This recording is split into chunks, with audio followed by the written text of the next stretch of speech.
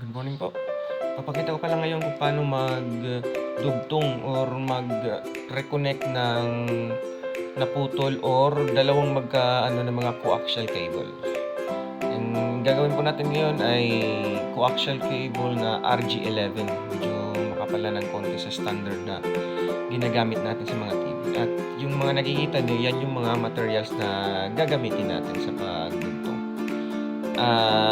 Disclaimer lang, syempre maraming mga klase ng connector na ginagamit. So,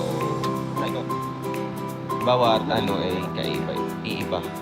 So, itong ginawa namin ngayon ay ang connector ay kinikrimp type. Meron kasi ibang connector na sinusuot lang sa sleeves. Kaya, madali lang. Itong ano namin ay yung kinikrimp. Spill muna natin lahat ng mga lilinisan. Tapos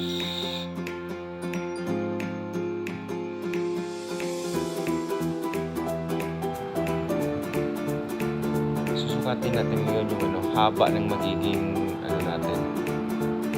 Kasi puputulin yung copper core ng coaxial cable natin. Tapos diyan natin i-crimp yung parang pin, yung male part ng connector natin.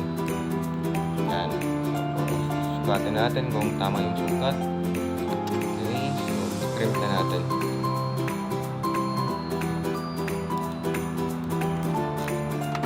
Pag na-crimp na, make sure na kumapit na maayos. Yan, yung sukat niya.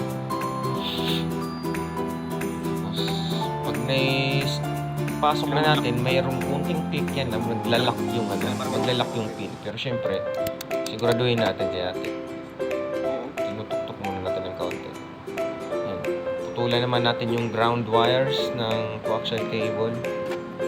Kasi yung sleeve, tatakman niya yan yung mga ground wire para kumapit ng mabuti. At yung sleeve din siya yung mismong maglalak dun sa connector natin.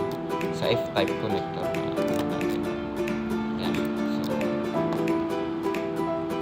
dalawa para sigurado. Okay, so nagawa na natin ito. Okay, so nagawa ko na yung isa. So, dudugtong na lang natin ng straight connector. Para Yan. Okay, may straight connector. Straight na yung isa.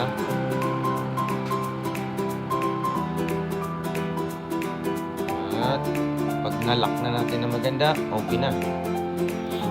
Check na lang natin mamaya kung okay yung connection natin. Ano na lang natin yan, tape or yung shrinkable tube, mas maganda.